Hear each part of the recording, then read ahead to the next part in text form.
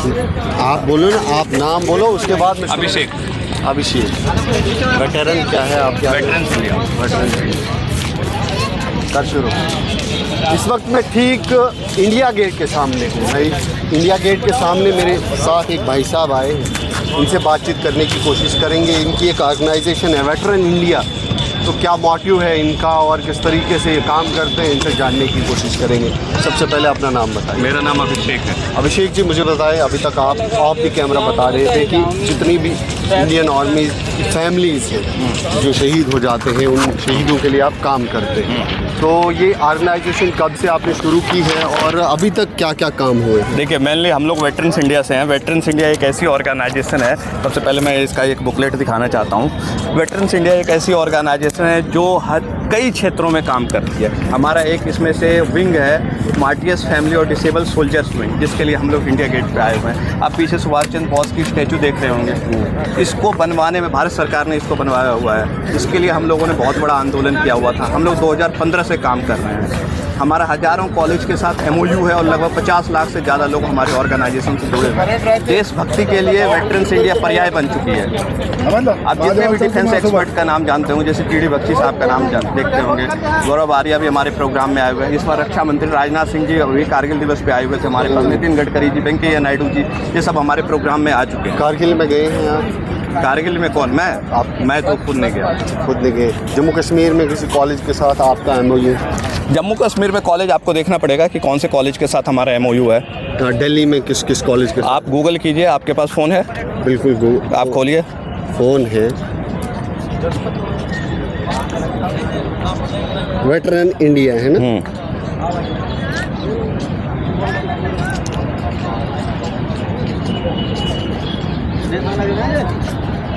Veterans की spelling सही कीजिए।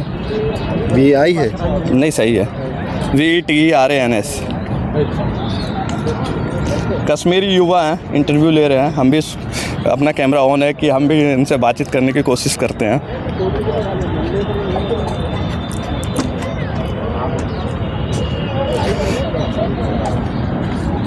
Veterans, our team achievements। पहली बार ऐसा देखने को मिल रहा है। कश्मीर के लोग कितने इच्छुक हैं आर्मी को लेकर के, और भाई साहब से हमने पहले भी बात करने की कोशिश की, बहुत अच्छा जवाब दिया। और बहुत लोग जो कश्मीर में आर्मी के प्रति एक दुष्प्रचार फैलाते हैं, इसका सिरे से आप खारिज करते हो? नहीं, ऐसा नहीं है। मैंने आपको पहले ही बताया कि आर्मी के साथ कश्मीरी जो है वो शाना मशाना खड़ा होता है। और वहाँ पर हाल ही में आपने देखा, ये कुछ ऐसे शरारती तत्व होते हैं जो बातों में आ जाते हैं और फिर ऐसे इंसिडेंट हो जाते हैं, लेकिन ऐसा कुछ भी नहीं है। 99% कश्मीरी आर्मी के साथ खड़े होते हैं, आर्मी के साथ वहाँ पे देते हैं, ऐसी कोई बात नहीं है। अलबत्ता जो शरारती तत्व है वो ख़राब करने की कोशिश ज़रूर करते हैं।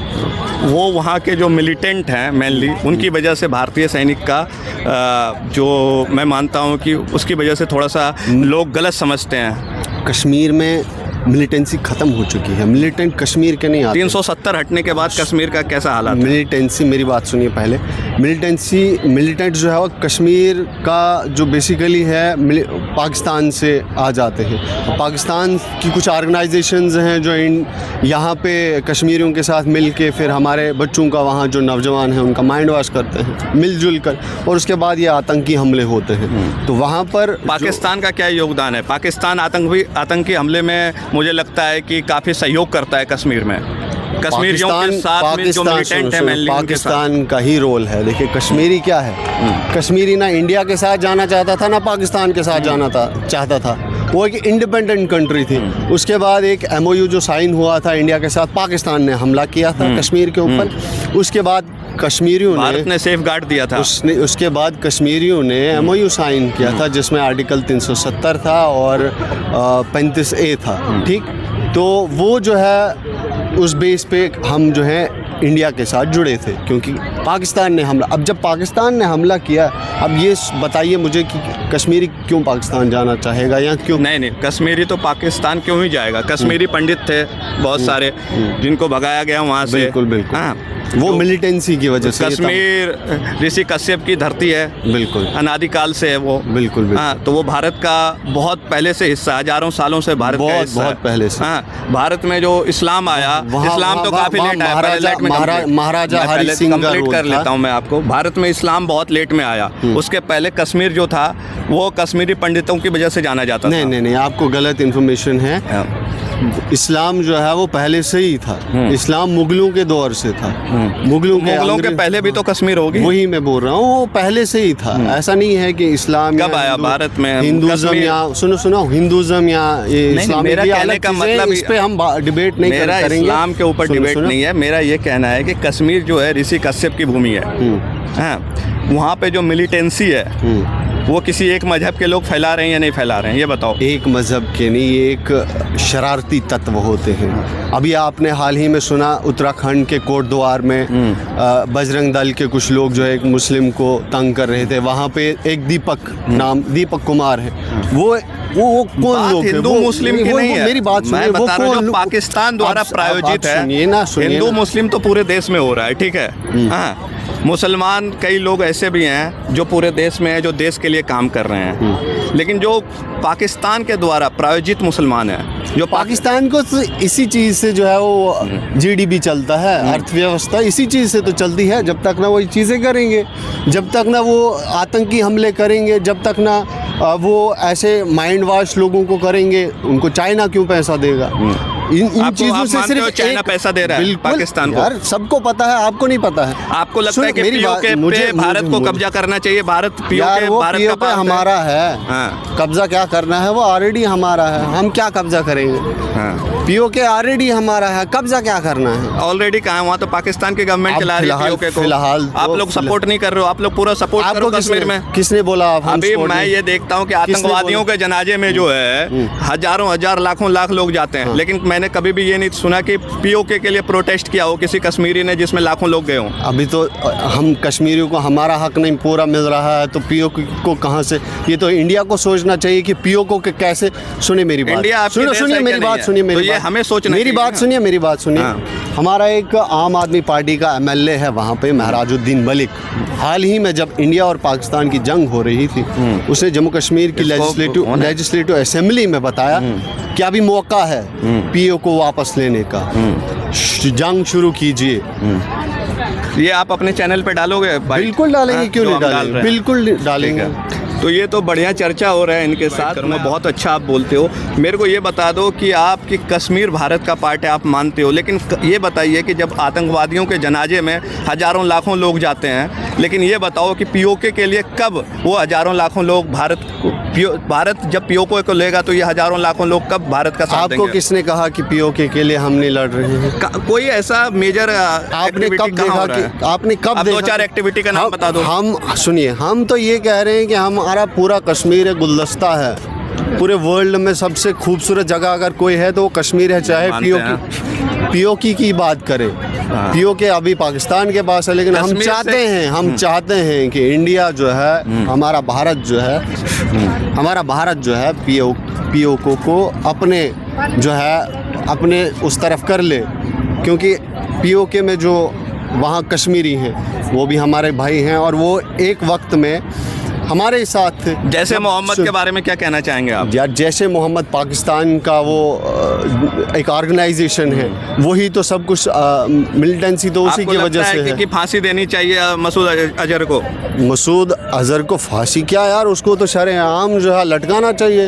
जिस तरीके के बारे में क्या सोचते हैं? जिस तरीके से वो भड़काऊ भाषण देते हैं, जिस तरीके से वो नौजवानों को भड़काते हैं, तो उनको तो सरेआम जो है वो फांसी देनी चाहिए। हाफिज सईद के बारे में क्या सोचते हो आप? हाफिज सईद एक आतंकवादी है जो गरीब गुरबा लोगों को। ऑपरेशन सिंदूर में जिस तरीके से भारत ने पाकिस्तान के छक्के छुड़ा दिए, इसमें कश्मीर के लोगों का भी बहुत बड़ा योगदान रहा। उन्होंने भी यार हमने जाने गंवाई हैं, हमने जाने ऑपरेशन सिंदूर आपने सिर्फ देखा है, हमने वहाँ पे जाने गंवाई हैं। हम वहाँ पे रहे हैं, जब बम आ रहे थे हम देख रहे थे, और ये पता नहीं चल रहा था कि कब हम भी उड़ जाएंगे। हम वहाँ पे संघर्ष करते हैं। आप सिर्फ यहाँ पे लोग देखते हो ना कि कश्मीरी ऐसा कर। सुनिए बहुत सारे सैनिक जो हैं, जरूरी नहीं है हर एक भारतीय हर एक सैनिक से जुड़ा हुआ है। बिल्कुल। अगर हमारी फैमिली में भी कई लोग हैं, आर्मी से हैं, एयरफोर्स से, नेवी से हैं, अगर वो वहाँ पे खड़े हैं, इसके मतलब हम वहाँ पे खड़े हैं। बिल्कुल, आप समझ रहे हो ना? वो चीज़ है, लेकिन वहाँ पे क्या होता है कि सियासत होती है। वहाँ पे एक मस्जिद का इमाम था पुंछ के अंदर, वो मर गया, और उसको जो है वो आतंकवादी यहाँ की नेशनल मीडिया ने घोषित कर दिया कि ये जी आतंकवादी था। भारत के नेशनल मीडिया ने। हाँ भारत, उसके बाद उनने माफ़ी भी, आज तक न्यूज़ 24 जितने भी चैनल है, ABP न्यूज़, उनने माफ़ी भी मांगी। बाद में वहाँ पे गए, उनने माफ़ी भी मांगी। ऐसा नहीं है कि आप यूँ मान के चलिए कि वहाँ पे कश्मीर में सिर्फ आतंकवाद है, नहीं ऐसा नहीं है, आतंकवाद नहीं है। जब तक ना हम वहाँ पे लड़ रहे हैं, जब तक ना हम वहाँ पे खड़े हैं, तो हमारी सपोर्ट के अलावा वहाँ पे ये चीज़ें मुनासिब नहीं थी कि पूरी दुनिया, वर्ल्ड के जो टूरिस्ट वहाँ पे, हाँ कहीं कुछ एजेंसी से कहीं गलतियाँ हो जाती हैं, शरारती तत्व आ जाते हैं, शरारती तत्व आ जाते हैं, पता नहीं चलता है, तो आतंकवादी हमले हो जाते हैं। ये बताइए कि जैसे हम लोग काम करते हैं, मार्टियस फैमिली डिसेबल सोल्जर्स के लिए काम करते हैं, आपको अभी मैंने बताया कि उनका education, health, nutrition, food, electricity, schooling, college के लिए हम लोग काम कर रहे हैं। हमारे एक VPRF भी है, वॉलंटियर पेट्रियोटिक रिजर्व फोर्स, जिसमें जितने भी कॉलेज के साथ हमारा MOU था, वहाँ पे हम लोगों ने ऐसे वॉलंटियर को तैयार किया है ऑपरेशन सिंदूर के बाद, जो कि भारत में जिस तरह की एक्टिविटीज़, गलतफहमी जो पाकिस्तान के द्वारा फैलाया जाता है, प्रोपेगेंडा, उसके खिलाफ वो लोग खड़े होंगे और अपने समाज को समझाएंगे। ये कॉलेज में जो भी 12वीं पास करके बच्चे B.Tech, M.Tech या होटल मैनेजमेंट का, ये कैसे 1 लाख से ज़्यादा बच्चे इसमें जुड़े हुए हैं। अच्छा, बहुत अच्छा इनिशिएटिव है आपका, बहुत अच्छी चीज़ें आप उसको उनमें सिखा रहे हो। लेकिन एक चीज़ ये भी सिखाए कि सबसे पहले इंसानियत है। अभी आप देख रहे हैं कि इंडिया और पाकिस्तान का वर्ल्ड कप का मैच तो है, वर्ल्ड कप का मैच, हम तो चाहते थे कि खेले ही ना, हम चाहते थे खेले ही ना। इंसानियत है, लेकिन एक चीज़ मैं आपको बता देता हूँ कि जो भी देश के खिलाफ होगा, देश के खिलाफ, चाहे वो भारत का ही रहने वाला आदमी हो, भारत के खिलाफ है, तो उसको सजाए मौत मिलेगी। देश से बढ़ के कुछ नहीं है। भारत को तो बहुत लोग भारत माता कहते हैं, क्यों कहते हैं? इसमें एक चीज़ मैं यहाँ पे कहूँगा, देखिए हमारे यहाँ सोनम वांगचुक है, उनको जो है वो UAPA के तहत अंदर कर दिया है।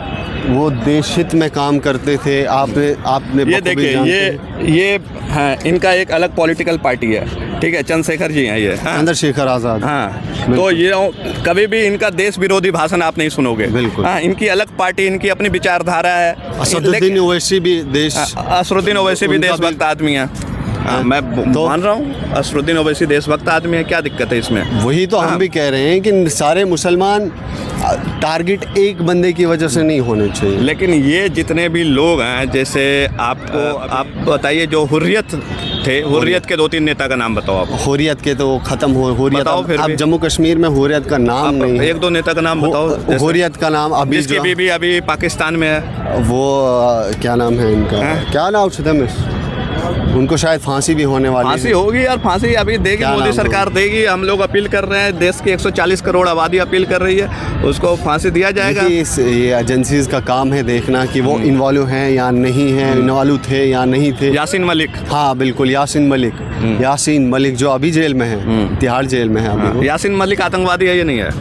या एजेंसीज का काम है देखना। अभी फिलहाल UAPA के तहत वो बंद है, बुक है, तो जो चार्जेस उन पे ऑनरेबल हाई कोर्ट ने लगाए हो, सुप्रीम की बीबी वहाँ हाफिज सईद के साथ बैठी रहती है। अब सपोज करो आप हो, हाँ, आप अपने घर में, आपकी वाइफ हैं, आपके बच्चे हैं, आपके पिता हैं, हाँ, ये हम, मेरी बात सुनिए, दंड क्या है हाफिज सईद के साथ अगर यासीन मलिक साहब की बीवी है? साहब ये ऐसे हो गए, यासीन मलिक साहब थोड़ी ना हो गया यार। मलिक यासीन मलिक, मेरी बात सुनिए, मेरी बात सुनिए। अब यासीन मलिक की वाइफ वहाँ पे है, ये एजेंसीज का काम है। वो यासीन मलिक को अगर दंड नहीं होता है ना, देखिए यहाँ पे सुभाष चंद्र बोस के पीछे वॉर मेमोरियल है, हजारों भारत के ऐसे सैनिक हैं जिन्होंने अपने जान की आहुति लगा दी है, ठीक है, उनका नाम लिखा हुआ है। कितने कश्मीरी पंडितों को मारने में उसका हाथ रहा हुआ है यासीन मलिक का, वो तो बचा हुआ है क्योंकि भारत में संविधान है और सब कुछ कानून के दायरे में हो रहा है। जिस दिन भारत पाकिस्तान बन जाए तो उस दिन यासीन मलिक एक दिन भी नहीं जिंदा रह पाएगा। मैं आपको बता रहा हूँ ऐसे लोगों के लिए। बाकी आप इसको खूब चलाइए अपने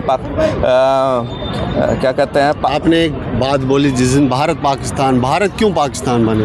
नहीं, भारत को मैंने कहा ना, इसलिए तो भारत में अलग अलग पार्टियां, अभी जैसे मैंने ओवैसी साहब की बात की, जैसे मैंने चंद्रशेखर रावत जी की बात की। मैंने आपको अपना नाम बताया, क्या नाम बताया? आपने कुछ सागर करके बताया। सागर हुसैन। मेरे नाम में क्या है? सागर भी है और हुसैन भी है। वो तो ठीक है, नाम से क्या पता चलता है यार, नाम से कुछ नहीं होता है, नाम सब कुछ नहीं होता, नाम तो कोई भी कुछ भी रख सकता है। बात होती है कि आपका कैरेक्टर कैसा है, आप आदमी कैसे हैं। बहुत लोग ऐसे भी हुए हैं जिसका नाम बहुत अच्छा है। यासीन मलिक का भी यासीन नाम से कुछ अच्छा ही मतलब होगा, उसके माँ बाप ने रखा होगा, लेकिन है तो दरिंदा। अफजल गुरु भी तो दरिंदा था। ऐसे बहुत लोग हैं। हाफिज तो हाफिज, मौलाना, मुल्ला, ये सब नाम होता है, लेकिन हाफिज सईद नाम का बंदा भी तो मुसलमान है। लेकिन कई लोग ऐसे भी हाफिज नाम से होंगे जो बड़े बड़े लोग होंगे, लेक्चरर होंगे। हाफिज सईद हो या और कोई हो, हमारे देश के दुश्मन है। ठीक है, हम चलिए, बहुत बहुत धन्यवाद करता हूँ आपको। Thank you so much.